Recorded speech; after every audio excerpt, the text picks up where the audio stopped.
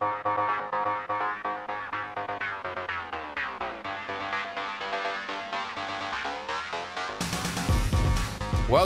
to a cold, cold Canadian Tire Motorsports Park.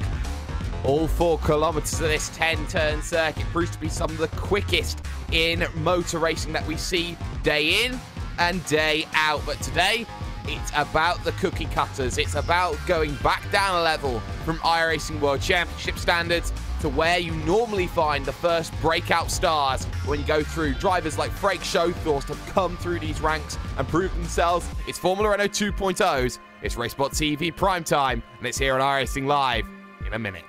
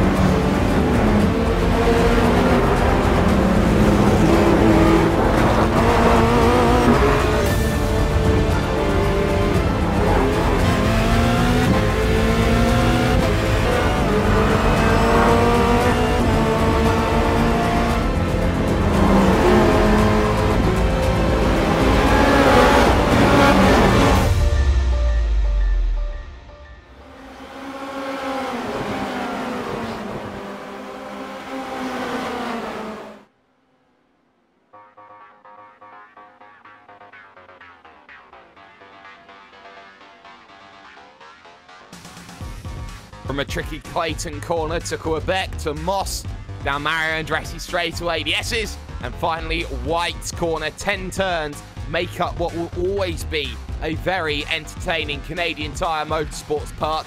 Mosport is here on Friday prime time broadcasting here on Mosport TV, streaming live on iRacing Live. And well, good evening, ladies and gentlemen. It's hashtag Do You Mind? Jake Sperry here, joined in the commentary booth with Mr. Connery Maddock for what will be Formula Renault hour. And right now, qualifying is split by just 15 thousandths of a second. Eisden on the free. Scott McIntyre, drive to the line, has one chance to make it work. And goes fastest, 112.8 from Scott McIntyre to the point and pole position right now here, Connery. Yeah, very good qualifying time for the number 3. We're still waiting for a couple of drivers to come across the line and set their first qualifying times, and David Jarvis currently heading his way out there on towards a timed lap as he will get his first time lap started. We're also looking at the likes of Coldo Gonzalez, Fabrizio Raffa, Christophe de Bruce and Victor Abelean to try and get their first lap times on the board. Yeah, drivers like David Jarvis need to make things work. So let's go on board with the Carbon Racing number 2 machine into turn 3. Quebec corner, looking to just clip the apex and get himself going again. It's a very short lap around here. It's only 72 seconds currently, as the fastest time suggests. Into the left-hander then of turn number 4 on the brakes. Uphill, double apex right-handers of 5 and 6 here of Moss hairpin. Now, run down the Mario Andretti straightaway, Connery. This is the prime overtaking opportunity heading towards 8. Yeah, you don't have many overtaking opportunities on this track. This is just one of them. The other one, perhaps you could say, coming down into turn number 5 and 6, the complex containing Moss corner, but you can get a very good draft down this straightaway right now. Not really an opportunity coming down into the right-hander, the sweeping right-hander, but you can go side by side through here. You lose a bit of time by doing so, but as these apexes get tighter and tighter, then you could make a pass coming through the final corner. Here comes David Jarvis across the line for his first qualifying lap. A 112.9, good enough to put him front row. Front row, but he wants a bit more. He needs to find exactly 1/10 and a fraction more does David Jarvis in the number 2 machine right now. Angus Waddell will not finish his time. Saiful Arifin, number 15, P15, needs to find a lot more time. Answer as he crosses the line will not set a lap time, so he won't go any quicker. So eyes return to David Jarvis, then the only driver now out here who can set a lap time. So Coldo Gonzalez, Fabricio Rafa, Christophe Debusa, and Victor Abayan will all not set a lap, shall I say. Good run off of the corner, though, from the Carbon drivers. He looks to make this run under the Mobil 1 bridge, now looking to try and get as much of the power in that Renault engine as he can. 210 kilometers an hour, 215, looking for 220 as he keeps on going down this straight. Looks for 230 Ks and struggling, starting to peter out a bit into the right-hander. Light lift through turn number 8, more lifting through the mid part of the apex, then in towards turn number 9, and finally turn 10. Final chances, the last chance alludes for David Jarvis. Needs a 1:12.8, gets a 1:12.7. Perfection from Jarvis. The grid is as follows.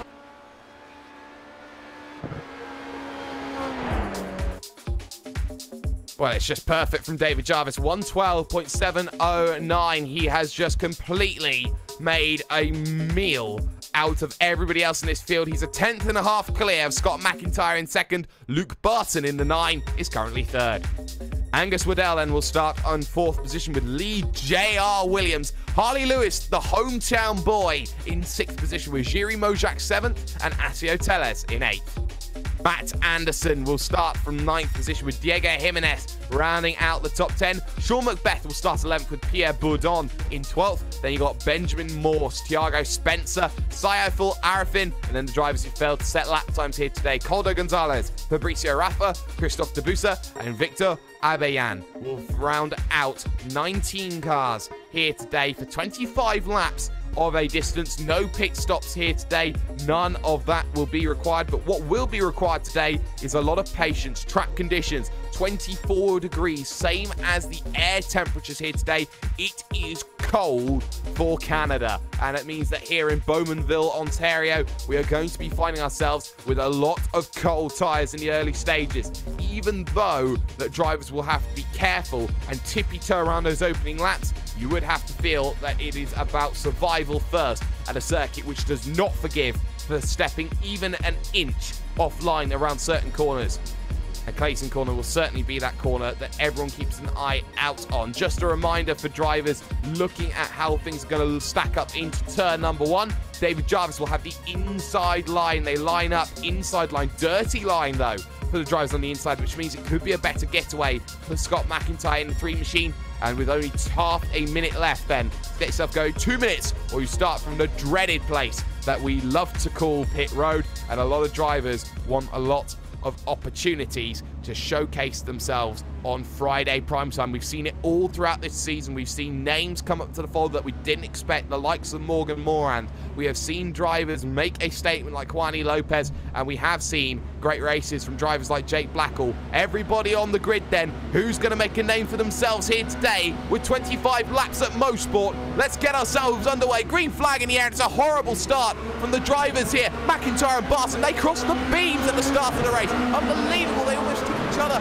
front and rear out, and it happened behind them as well between the drivers of Waddell and Lee J.R. Williams as they head themselves to turn 1, now into turn 2, down the inside. Big bold move as Luke Barton is thrown off at turn 2. No salvageness, no respite into the barriers, and that was expected, Connery. Yeah, very, very messy start indeed. There was a driver that also jumped the start by a country mile. That was the 16 of Matt J. Anderson getting a little bit over-eager on the throttle there. As it was also side-by-side in the middle of the pack with Jiri Mojak. What have you seen, Jake? My goodness me, that was McIntyre having a massive moment heading into the Moss corner. And look how it's given Jarvis away. He gets right up to the rear of the driver of Jarvis. He almost takes the rear completely away from him, and he does so well to get away with it. Now side by side for 2, and let's go 3 wide, are we? Lee J.R. Williams wants a piece of the action on the outside. It's brave to take it 3 wide. He thinks about it, but that's all it's going to be, is a thought as they go side by side in towards this next section. And look at that, Angus Waddell unable to capitalise on Scott McIntyre. Yeah, exactly. Oh, contact further back in your pack. There goes Harley Lewis into the wall. Whoa, huge incident there as well. All drivers have to stack up. Who was that? Benjamin Morse. Flying in. Benjamin Morse. Wow, that was huge. Let's get a replay of it then here at the opening lap. And Benjamin Morse just completely nowhere to go in that instant. He was in his own little battle. He ran himself through the corner, saw the vehicle stranded. And, well, there was nowhere he could really dive for in that situation, Connor. He lefties down on pit road, righties into the walls. It was a catch-22.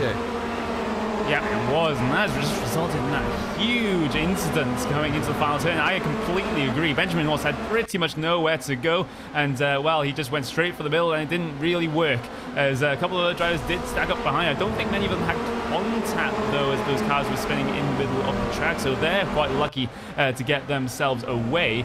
But looking at the front of the field, David Jarvis has pulled out a considerable gap over P number 2. Here comes Angus Waddell challenging P number 2, coming down the Mario Andretti straightaway. Yeah, the Scotsman trying to go around the outside then of Scott McIntyre. McIntyre will hold his nose in. He'll have the outside for 9 of the S's, but if he holds this line well, he's got the inside for White's corner, and he does. Now the up and under trying then from Angus Waddell. He wants to look at turn number 1. Defensive line taken then from Scott McIntyre into turn number 1, and there's no way that Waddell is going to make that happen. Maybe if he gets a good run out to the corner, he does. They almost make contact there on the run in towards Clayton's corner, turn number 2. So difficult to get it right, and look at just how Waddell is poising himself. He's trying to go down to the inside. They touch. Round goes McIntyre. Straight on he'll go, and he collects J.R. Williams as well. Yeah, collects his teammate, in fact, as well. So both of those drivers, well, with severe damage to their cars now. Lee Williams was the driver that got collected as Scott McIntyre was spinning across the track right in front of him. Again, another situation where he had nowhere to go and an innocent bystander. Well, you have to say in that situation, Angus Waddell was being a little bit too aggressive there. There's no way you can make a move out of 2 into 3. He thought he had a run, and the door was very firmly shut by Scott McIntyre. Waddell should have backed out in the situation. Here's Tellers versus Macbeth, though, now looking at the final spot on the podium. And Sean Macbeth, who started 11th on the grid, is now up to 3rd.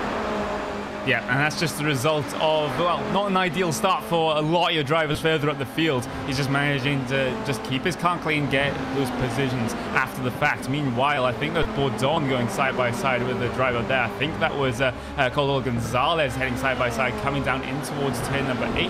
And that is going to be Pierre Bourdon up 1 position. Now he has 2 drivers ahead of him that he could potentially chase down, in the likes of Iago Spencer and the car of Lee Williams, who got involved in that instant just a lap ago. You just see how much damage that Lee Williams has to his car. The front wing is all bent out of shape. I don't think he has any pace. There he goes off the grass, and I think he's going to retire that car now. If he doesn't hit the barriers, and he does hit the barriers, so he's definitely going to retire that car now. Yeah, I think he's going to have to now. That is going to be a teetotaled Formula Renault, and it is going to be day pretty much done. Here's that battle though between Gonzalez and Bourdon, and well, we've seen 7 spins, I do believe, so far, or a half spin actually from the 7 of Macbeth that we saw there. So Sean Macbeth having a moment then out of turn number 4. Oh my goodness, there was a little bit of contact there potentially with Tellez, and then there was just a case of having the rear completely loose there from the driver of Sean Macbeth, and half spin round he goes. He's lucky he hasn't clipped anything else in that situation, Connery.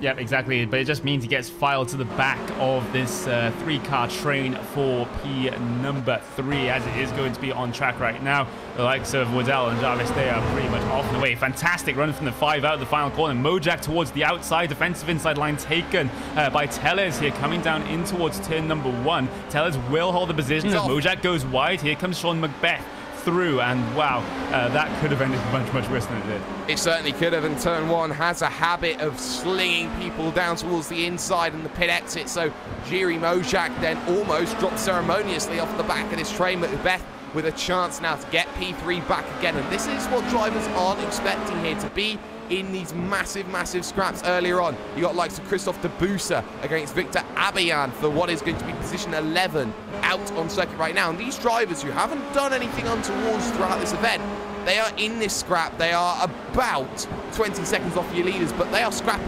P11, P12 out on circuit, Connery.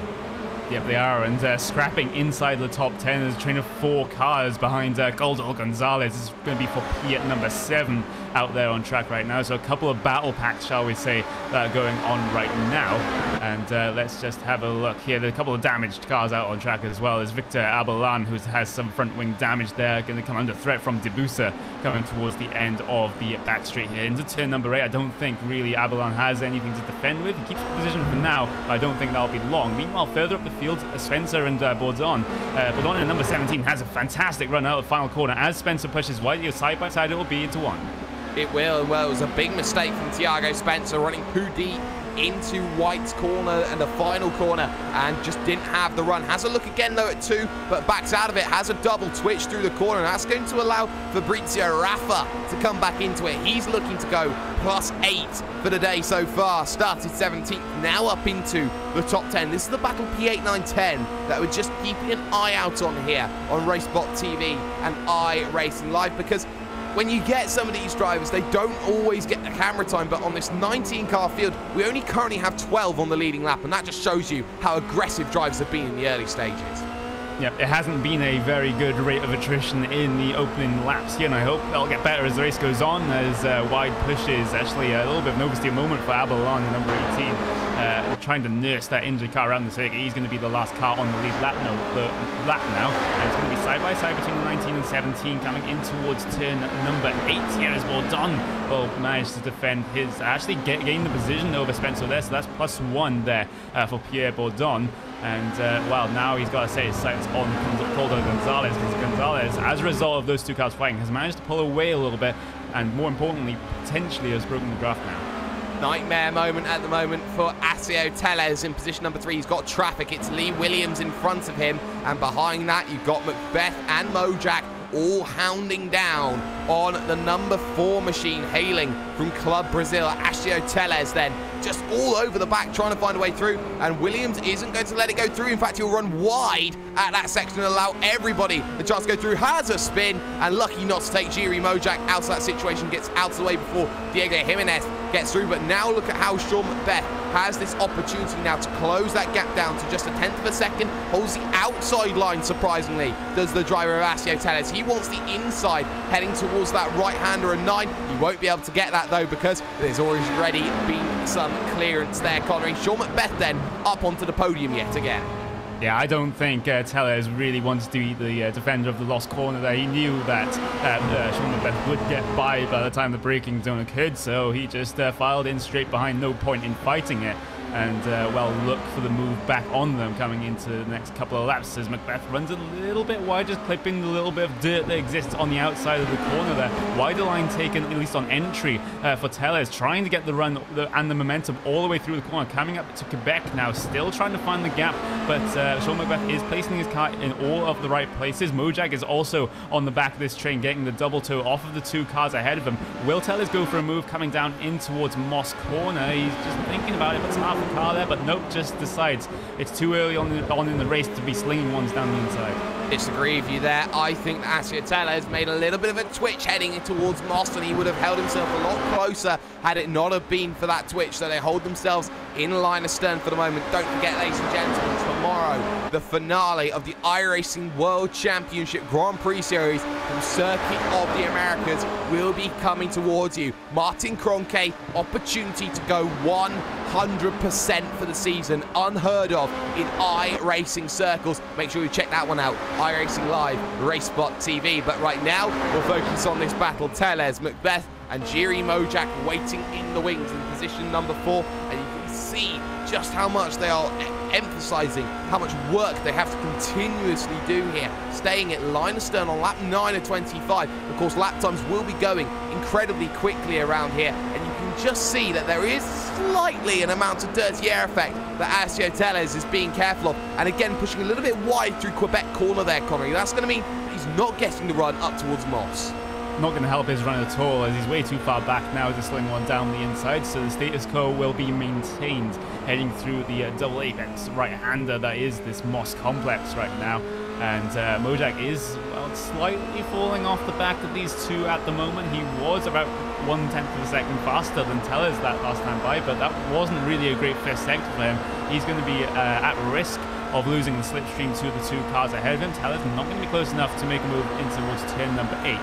And, well, the rest of the battles throughout your field have kind of fizzled out right now, as these are the closest battles that are on track right now.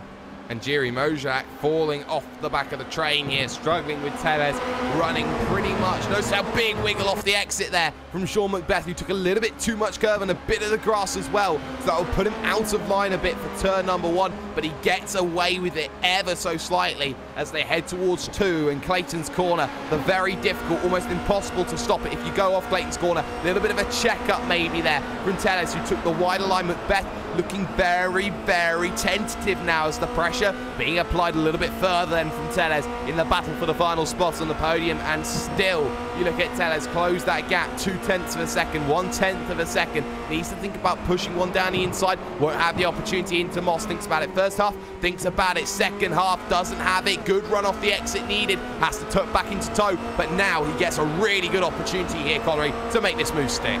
Yeah, meanwhile, because of this, Mojak is closing in towards the outside line. It has to be for Tellez coming down in towards turn number 8, and he's actually losing momentum because this is a slightly right-hand kink straight, so Sean McBeth's going to make his way back ahead before the braking zone. That's the interesting thing to note here. If you're going to try around the outside, you may not have as much as an advantage as you perhaps should have. If that straight is actually a straight rather than a very, very slight bend. But another good run coming out the final corner, and terrible run for Sean McBeth side by side in towards the first corner. Tellez on the inside line this time. You have to say, if he gets past here, he pretty much has it done, but no, still side by side heading up to Clayton. And you can see Tellez is running a higher downforce. It's a big wiggle and round. Both they go off. They both go off in sympathy. Tellez into the wall, up and over he goes. And, well, there was a big respite there for Sean McBeth. They duped each other out in towards turn number 2. And let's get a replay of that because there was no contact between either of them. You had Tellez taking the wider line, trying to hold it around the outside. And then you had the big moment for McBeth, who managed to just somehow get away with not hitting the barriers at all. Yeah, the drivers more focused on what each other was doing rather than what they were doing, and as a result, they both end up in the grass, and it's going to be Tellez that's going to become much, much worse off for that one, having being on his roof at one point. But Sean McBeth, importantly, managed to get his car stopped before he hit the tyre barrier, so his car is completely clean in terms of damage. Now he has to work his way through the field. First target, Diego Jimenez. Yeah, and this is for position number 4. McBeth then to the outside. There's draft, though, from Lee J.R. Williams, so Diego Jimenez has to be careful. Round the outside goes Sean McBeth, and he just completely makes that one look so easy compared to Jimenez. And Jimenez, no slouch. We see him all the time, Connery, just running inside those top 10s in whatever series that you see. To see him up inside the top 5, Diego Jimenez having a very good drive.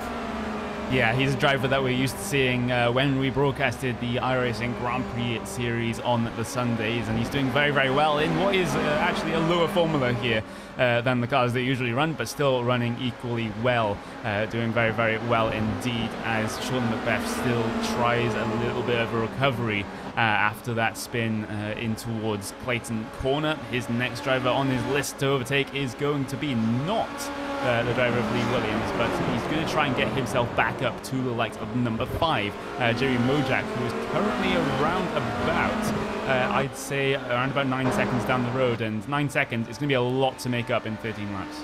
There's been another mistake for Alessio Tellez, and now this surely puts him out of the event. He had heavy damage on the front wing, heading through turn number 3 and in towards 4, which is a weird place to have an incident. He just goes straight on. He finds the barriers, and as such, he is out of the event. So right now, there are a few drivers a lap down or more. Luke Barton still circulating, as is Scott McIntyre. You've got Lee J.R. Williams circulating 2 laps down, but out of this event, Eifel Arafin, Matt Anderson, Benjamin Morse, Harley Lewis, and now the 5th retiree of this 19-vehicle field will now surely have to be Alessio Tellez. So we've lost 5, we've got 3 laps down, 11 on the leading lap, and a 7-second advantage for David Jarvis, and he hasn't looked back from everyone having issues, Connery.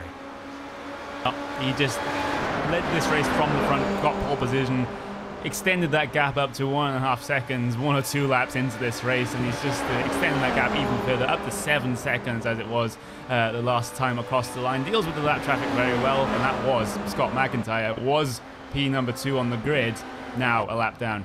Now 1 lap down, so there is the overtake that David Jarvis has done. Actually makes him 2 laps down with Scott McIntyre, so that shows you how far back he is. Currently scored position number 14, out, well 13 now, out on circuit, the number 3 machine, and that will not be doing the iRacing and safety rating any goodness at all. But looking at Sean Macbeth pull away from Diego Jimenez right now. Jimenez for 14.6 last time by 39 from Sean Macbeth, who takes a double take into that white corner, the final corner. Looking across the line then from Macbeth, a 14 flat. Jimenez does a 14.7, so there's the difference that you're looking at, 7/10 of a second between them. And Coldo Gonzalez isn't doing much better. He's 0.3 of a second slower as well, but it's battles like this one between Bourdon, Debussy and Spence that you've got to keep an eye out on, because it was 15.2, 15.2 and a 14.9 from Bourdon, who's arguably the fastest man in the lot, 3.2 back from Debussy. He could catch by the end of this event, Connery. Yeah, but not if he does laps like he just did. That was around about half a tenth slower than the driver ahead of him right now, so he needs to get his head back in the game and try and put in those competitive lap times. We know he can do it. He showed it earlier on in this race, but it's just not happening right now. Let's just see what he can do coming in towards the final 11 laps of this race, as the field has decided to spread itself out quite a bit here. Really no battles within a second right now, and sometimes that just happens. Nothing we can really do about that. Certainly is, but Connery, these drivers are arguably one of those opening steps towards trying to become a Formula 1 driver. Yes, you can run the Grand Prix series as many times as you like. Yes, you will get recognition. But what you find is that most of the skills you need for that McLaren MP430 actually come from this Formula Renault 2.0, and you see it in the Formula Renault Sim Cup that we have. Drivers like Juni Silvasti, Martin van Loosenor, those sorts of drivers come up to the fold and do very, very well. So when it comes to drivers trying to learn this, what sort of skills do they need to attribute to themselves to make sure that they are going to be very good in the near future? I think what the Formula Renault allows people to do is just to practice their racecraft first and foremost in this open wheel formula, because you have really not all that many setup options on this Formula Renault, nowhere near as much as you get on the McLaren MP430, and that just allows the driver to focus on his skills behind the wheel, his skills racing side by side with other cars, and well, once they get that sorted, then they can move on towards doing some magic with the setups, with telemetry, working with teams to get themselves in towards the McLaren. And talking about McLaren, Sunday, shall we say, Sunday, the final round of McLaren's World's Fastest Gamer. It's a showdown between Frank Schothorst and also the driver of Davide Corps. It's 4 points separating Redline and Orion for 1 seat only, and Interlagos will be the home of watching that one happen. Join myself, Will Vincent and Paul Smith for what will be the finale of World's Fastest Gamer. Game on. Game on. But game on, it's game a little bit more off here on RaceSpot TV as we're looking at this racing going on from Canadian Tire Motorsports Park, and it has completely opened up in the last few stages. But something I'm keeping my eye on is Coldo Gonzalez against Fabrizio Raffa, because Raffa, who started 17th, I beg you not, he's 10 positions up, and he's lapping a second and a lap. Let's get some words out. A second a lap consistently quicker than Coldo Gonzalez. The gap between them down to just 2.7 seconds on circuit, and Coldo Gonzalez has to get the hurry up now. They are just 9 laps away from the end. Ooh, Debussy's having problems. Number 14 got spun on the what was going to be the outside of Moss corner. What has happened to him? You had to think it's going to be a solo car incident. There weren't really any cars around him, and solo incident it was. Coming down onto the brakes for the second part of Moss, the car just swaps ends, and also Thiago Spencer having issues as well, completely unrelated.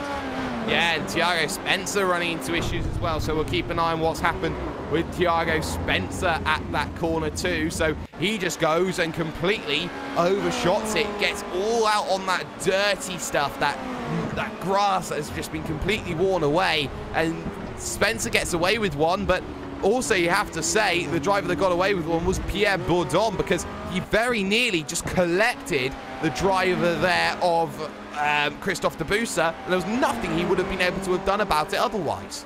Yeah, exactly. Just slammed on the anchors coming into the second part. Mosport manages to sneak his way down the inside there, but that could have ended much, much worse for Pierre Baudon, the Canadian driver. Well, is going to be off and away, and he's going to lose a lot of time as a result of that, but you'd rather lose a lot of time than end your race completely there.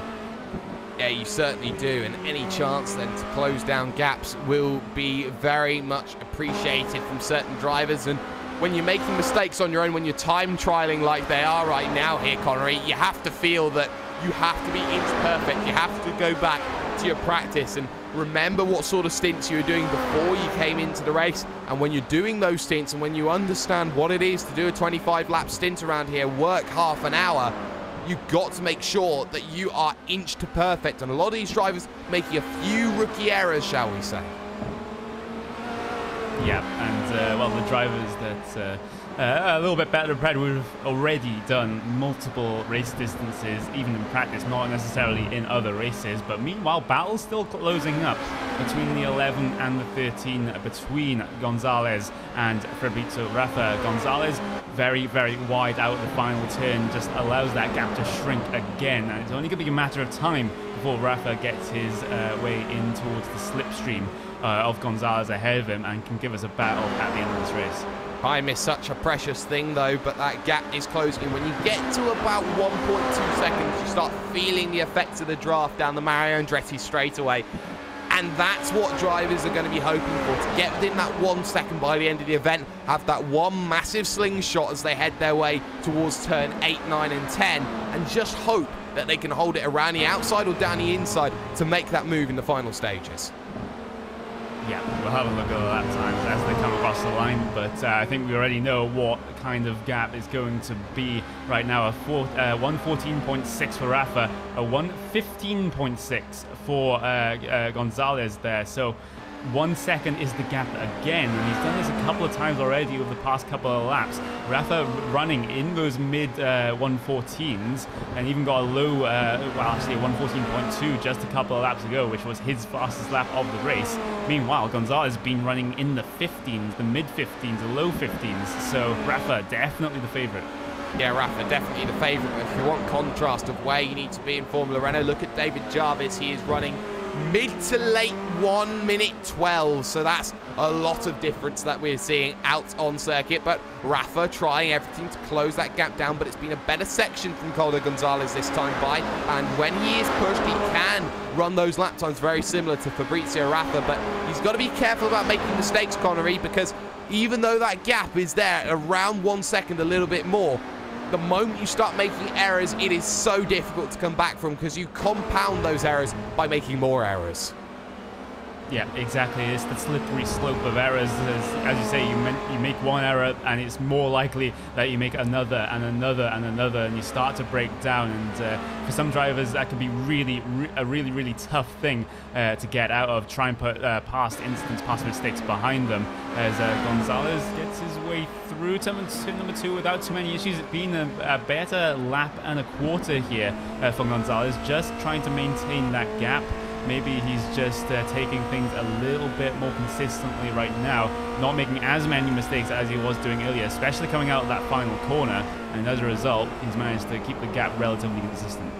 Well, I know the song from Green Day is Wake Me Up When September Ends, but he seems to have just woken up and decided, you know what, I need to make sure that I hold this 1.5 second gap. But that wasn't a good corner there through Moss, especially at the second part. He missed the apex by about, let's use Top Gear logic, about 18 apples at a Ascari circuit there, Connery. Yeah, that definitely seems to be the case, and but the gap has only come down marginally between himself and Fabrizio Raffa right now. And Raffa, you kind of have to say that he's kind of running out of time at the moment. It's going to be 5 laps to go next time they come across the line. And actually, another battle that started to close up as well is between the number 19 and the number 17, Thiago Spencer and Pierre Baudon. And Spencer is dropping time by a huge amount right now. He did a 1:16.8 the last time, by a 1:15.1 for Pierre Baudon, and Baudon is there now. Yeah, Baudon certainly there, 15.5 better lap from Thiago Spencer, but that's not going to be enough against a 14.8 of Baudon, who doesn't get a good turn number 1, actually. He just doesn't open up the corner the way that you would expect Bourdon to do. And as such, he's now got to play that waiting game all over again. Look at Fabrizio Raffa, though, as he looks to go through. 5 to go then, and it's 4 across the line they've got. And Raffa struggling there through that very difficult turn 5-6 area known as Moss Corner. Just doesn't get the run out of the corner to get a chance at Coldo Gonzalez. And as such, that gap remains at about 0.6 of a second. And as such, it seems that Gonzalez is keeping very good pace with Raffa, who is struggling at about 3 kph difference. Yeah, as the speedometer tells everything in terms of coming down towards the end of that straight into those turn number 8. The slight advantage with the driver in the slipstream right now as they come across the line. 14.9 for Gonzalez, at 14.6 for Raffa. So he's edging that gap in closer and closer and closer, bit by bit by bit. And with 4 laps to go, he could possibly make a last lap dive or a penultimate lap move to try and get himself up in towards that P at number 6 position as they head through Quebec corner now. And Gonzalez having a much better corner there than Raffa, just manages to pull that gap out just a little bit. The battle between Thiago Spencer and Pierre Bourdon is still around about the same gap as when we last left it. Actually, Thiago Spencer pulling out a 10th of a second the last time by. And just behind them is a certain David Jarvis hoping to lap the pair of them, who has 3 laps to go. But look at Raffa still not being able to have those good corners through Moss. It's very clear, Connery, his vehicle is more set up to deal with cornering. And this is something that drivers are thinking about right now, is the fact that it is very cold conditions. In those early stages, you have to be careful about losing the rear end so they pile more downforce onto the vehicle. As such, when the tyres warm up, they are sitting ducks on the straight. Yeah, and well, it's going to be again. It's going to stay. The gap is going to stay relatively the same between Raffa and. Oh my goodness, so close there through turn number 8. He tried everything to make that work, and in through 9 and 10, Spencer is getting a little bit out of shape, and there was a little bit of out of shape was actually from Bourdon, who drops back a couple of tenths of a second. Sorry to cut you off like that, Connery, but Bourdon had a chance. He did have a chance, but a chance that did go begging there as he tries to get past the Brazilian driver. And, well, maybe he'll have another chance by the end of this race, but he is running out of time, just as Fabrizio Raffa is also running out of time. But Gonzalez very, very wide through the second part of Moss Corner. This could give Raffa the chance. He's going to be very, very close now. He's going to be in the slipstream. Not going to be close enough, I don't think, into turn number 8, but that may have just given him a lifeline. But look at how pulling away is Coldo Gonzalez, so there's no real opportunities to make that work, but it's between Bourdon and Spencer. I think the bigger battle is right now, Connery. Yeah, it is, as actually here comes the run for Pierre Bourdon coming down the Mario and Andretti straightaway. Thiago Spencer with the defensive inside line that has to be taken here, but Pierre Bourdon is going to have to hang it around the outside at turn number 8, and he does so, but as he overcut the corner, manages to get the car turned in and manages to get the position over the Brazilian. Beautifully worked then as we're heading to the white flag lap here at Canadian Tire Motorsports Park. And look who's behind the pair of them right now. It's David Jarvis, who is looking to lap all bar 7 in this field as things stand in such a dominating display from the Carbon Racing driver. Spencer versus Bourdon not over, and there was a little look into turn number 2, but now Jarvis is going to lap the pair of them and gobble them up. So there's one down the inside. That one goes away, but it's now about how Bourdon and Spencer makes his way go through, and Raffa now thinking about making a move, and Raffa is through actually on Gonzalez. He made that one work beautifully earlier on in the lap, but look at this. Here comes the driver of Gonzalez straight back through on the outside. He will hold on to it. They've got one more lap, remember, to make things work. There was the chance there. Fabrizio Raffa made the move on the last lap, tried to hold it, but he's there, and that's very, very crucial. Bourdon will finally let through, though, the driver of David Jarvis, and let him have this victory. Surely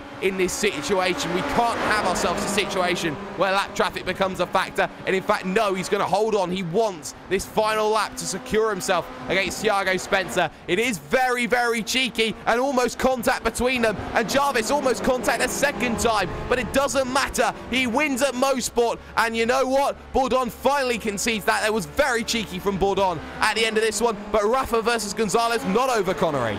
Not over yet, as Rafa has a very, very good run coming out of Quebec corner. It's going to be attempted side by side coming down into Moss, but Rafa he's all over the grass. Gonzalez, no, he spins on the entry to the corner, lets Fabricio Rafa through, and Gonzalez cracking on the last lap. And the pressure told. He was trying everything to keep himself ahead, and through 4, it is a corner that not many people give credit for. It is a passing corner in the sense that not many drivers go through it, but what you saw there was being too greedy on that inside there from Gonzalez. Got him all over the grass, and he is so lucky he has not taken out Fabricio Rafa.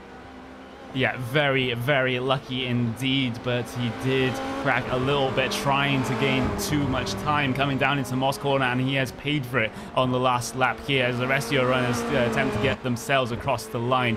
Diego Jimenez, Homilia getting P number 5, Coldo Gonzalez has to drop down the field though as a result of that incident. He will end up getting P number 7, Rafa getting a P number 6 finally when it was looking like towards the end of the race when Gonzalez pulled out that gap. It looked like it wasn't really going to happen, but then a couple more mistakes from Gonzalez settled in and it gave him the chance, and then Gonzalez basically signing his own death wish there in towards Moss.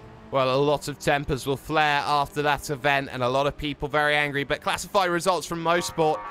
This is how everything has finished, and there's only 7 drivers on the leading lap, but it was all-conquering David Jarvis in the number 2 machine, decimating the field by 11.5 seconds from Angus Waddell, his own teammate at Carbon Racing, in second. Bit of controversy with Scott McIntyre. Jiri Mojak will round out the podium. Sean Macbeth will finish in 4th position despite a spin with Ashley Oteles. Diego Jimenez, a quiet race to 5th, with Fabricio Rafa in 6th, and Coldo Gonzalez spinning on the final lap in 7th. Pierre Bourdon very cheeky at the end of the race in 8th position, with Thiago Spencer 9th and Christophe Debussy rounding out the top 10. Victor Abeyan will finish in 11th with Luke Barton 12th. 13th will go to Lee, J.R. Williams and Scott McIntyre 14th. And then vehicles then that decided to end this one out of the event. You got the likes of Ashley Oteles, Harley Lewis, Benjamin Morse, Saiful Arafin, and Matt Anderson as well. We're going to step aside for one moment because the post-race show coming to you on Racebot TV and iRacing Live will be after this.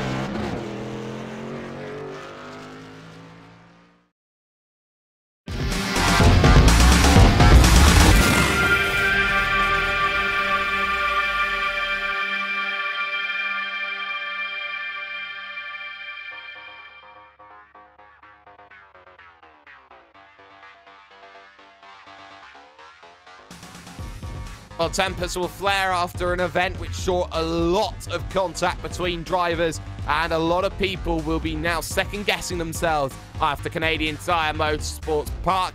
It was a cold one. It was always going to be a very difficult one, but at one of the highest top-speed circuits on the iRacing service, it has ended in David Jarvis's favour for Carbon Racing. This is the post-race show here on Racebot TV and iRacing Live. I am #DoYouMindJakeSperry, joined as always with Mr. Connery Maddock. And Connery, you have to say after that event that there will be a lot of talking to from a lot of these drivers. There were quite a few sketchy areas, I think, that weren't covered. And I think driver etiquette has to come back and be talked about.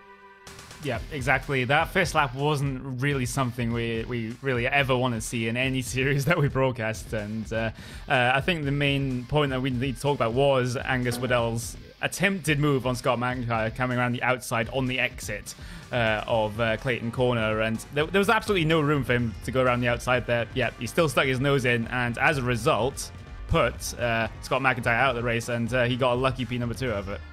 He did, and well, position number 2, the results will show that he will gain a little bit more rating than many drivers would have thought in this stages, but these are those drivers that you expect to be challenging maybe in a month's time in the iRacing Road to Pro series. These are the sorts of drivers that you look at and think, you know, do they have an opportunity?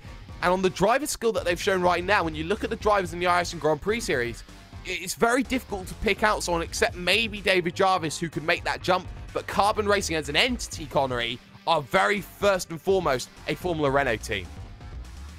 Yeah, I'm personally excited to see what they could do heading into the Road to Pro Series, but as you say, they're more, well, the Formula Renault is more their home, but if they do want to expand further, then there's definitely the potential to, especially with drivers, with the drivers that they have. But we'll see heading into the Road to Pro Series. They wouldn't be my favorite team, as in terms of getting very good results in the Road to Pro Series. I think the likes of Positive Sim Racing and a couple of other teams have much better chance at doing very well in that series, like Real Championship Racing as well, trying to get their drivers in towards the World Championship Series. But as long as they finish maybe sort of mid-pack inside, maybe a couple of top 10s, I think that would be a good result for them, even if they don't get any driver into the World Championship Series. I think that would be very, very good to see, but of course you can't count out Origin front row sim racing, Jerome Fakel, Dan Brewer. I think those two certainly have an opportunity, but unfortunately, that's all we're going to have time for here this evening on RaceSpot TV and iRacing Live, ladies and gentlemen. Don't forget, tomorrow is the iRacing World Championship Grand Prix Series finale, and it could be 100% for Martin Kroenke as he looks to make it 12 out of 12, 13 in a row, and tie the record set by Gregor Hutu for most consecutive wins over an iRacing World Championship Grand Prix Series stretch as he has done so far. Don't also forget that we have on Sunday this first ever sports car open racing, 4 hours that we are going to have set up by Core Sim Racing and making sure that it is going to be beautiful endurance racing action. World's Fastest Gamer finale also coming to you from the circuit of Interlagos, Schothorst versus De Corps. 4 points. Whoever finishes higher in the race wins a seat at the table, which already houses Bono House and Gregor Hutu and also Isaac Price as well. It's a bumper crop of weekend action, but that's been Connery Maddock, that's been Hugo Louise. I have been hashtag Do You Mind Jake Sperry, and well, we'll see you in just a few hours' time. Have a good sleep, everyone.